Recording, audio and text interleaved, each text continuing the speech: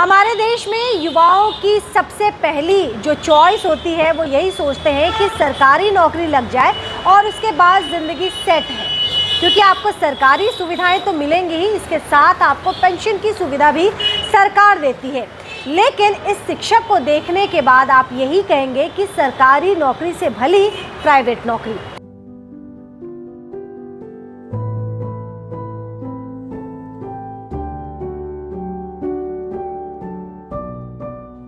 नवंबर 2019 में एग्ज़ाम दिया था पात्रता परीक्षा, और उसमें कहीं भी हम लोग की सैलरी का जिक्र नहीं था।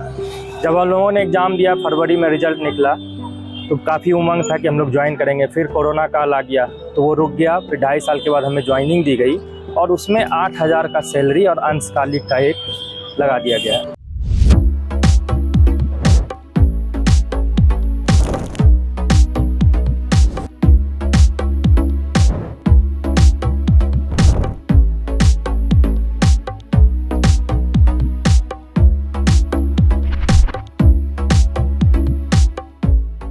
नमस्कार, मेरा नाम मनु कृष्ण है और आप देख रहे हैं द न्यूज़ बॉक्स।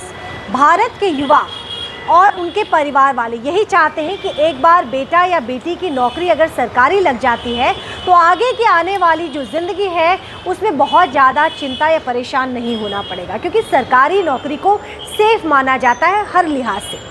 सरकार की जो सुविधाएं होती है वह सुविधाएं तो मिलती ही है, इसके साथ साथ नौकरी के बाद जब आप रिटायर्ड हो जाते हैं सरकार के द्वारा आपको सहूलियत तब भी दिया जाता है, तब भी सरकार आपका ख्याल रखती है। लेकिन इस सरकारी शिक्षक की जो स्थिति है वह देखकर आप कहेंगे कि प्राइवेट में भले चुनौतियां ज़्यादा है, टारगेट्स बहुत ज़्यादा होते हैं, चैलेंजेस बहुत ज़्यादा होते हैं, लेकिन सैलरी अच्छी होती है। ये पेशे से एक स्कूल टीचर है, जैसा आप स्क्रीन पर भी देख पा रहे होंगे। पेशा इनका बच्चों को फिजिकल ट्रेनिंग देना है, पीटी के ये टीचर है। लेकिन वही शाम ढलने के बाद यही पीटी टीचर ज़ोमैटो में डिलीवरी बॉय का काम करते हैं। हालांकि काम कोई भी छोटा या बड़ा नहीं होता, हर काम का अपना एक अस्तित्व है, अपना एक सम्मान है। लेकिन आखिर ऐसी क्या वजह है कि सरकारी टीचर को ज़ोमैटो बॉय ज़ोमैटो में डिलीवरी बॉय का काम करना पड़ रहा है? ये घटना बिहार के भागलपुर की बताई जा रही है। तस्वीर बिहार के भागलपुर की है। और अगर हम बिहार की बात करें तो कई ऐसे सरकारी विद्यालय हैं जहां पर शिक्षकों के पास समय से या फिर और अन्य विभाग जो सरकारी विभाग है कई महीनों तक तनख्वाह नहीं पहुंचता है। ऐसे में बंदा खाएगा क्या, परिवार कैसे चलेगा?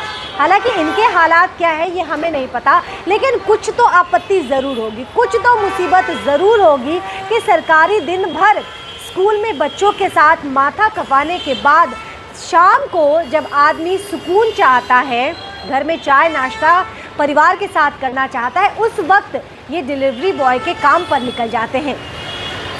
हम आपको बताते चले कि सरकारी स्कूल की बदहाली, ख़ास तौर पर बिहार की मैं बात कर रही हूँ, क्योंकि कई विद्यालय को हमने देखा है, कई सरकारी विद्यालय के शिक्षकों से हमारी बातचीत जब होती है तो बदहाली बहुत ज़्यादा है।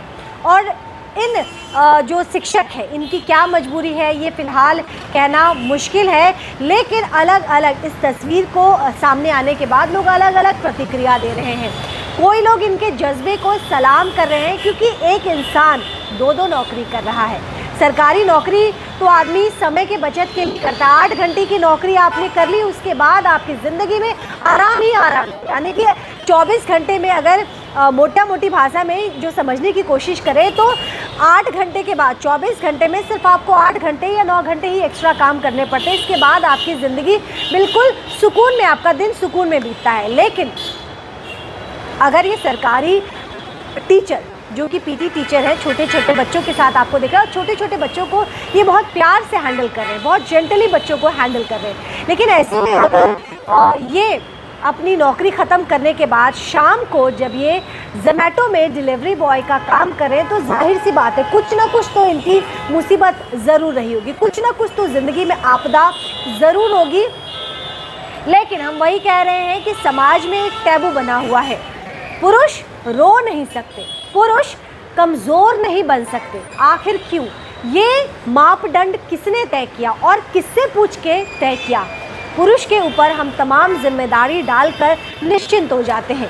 महिलाएं रो लेती हैं, महिलाएं अपने दर्द किसी से बयां कर लेती हैं, लेकिन पुरुष वो होते हैं जो तमाम दर्द को समेटे, तमाम मुसीबतों को अपने दिल में संजोए, दिल में समेटे आगे बढ़ते रहते हैं, ये सोचकर कि उनके पीछे उन्हें परिवार का रोज़ी रोटी जोड़ना है। और इसी रोज़ी रोटी के जद्दोजहद जोड़ने की जद्दोजहद में ये अपने बारे में नहीं सोचते, अपनी खुशियों के बारे में नहीं सोचते, अपने सपनों के बारे में नहीं सोचते। पुरुष वो घर का स्तंभ होता है जो सभी के सपनों को अपना सपना बना लेता है। नवंबर 2019 में एग्ज़ाम दिया था, पात्रता परीक्षा, और उसमें कहीं भी हम लोग की सैलरी का जिक्र नहीं था।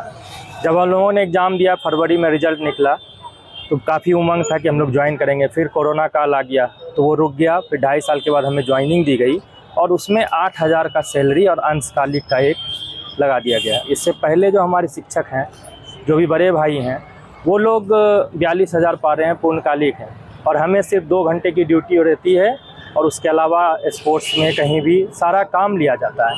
पिछले 2.5 साल से हम लोग झेल रहे थे। लास्ट में हार के जब फरवरी के बाद हमें 4 महीना वेतन नहीं मिला, तब मैंने बहुत कुछ करके ये जोमेटो ज्वाइन किया हूँ, तो अभी घर परिवार चल रहा है मेरा। शर्म तो लगती है, लेकिन अब क्या करेंगे, स्कूल की गरिमा को बरकरार रखते हुए स्कूल भी करता हूँ और फिर 5 बजे से रात के 1 बजे तक मैं ये काम कर रहा हूँ जोमेटो का।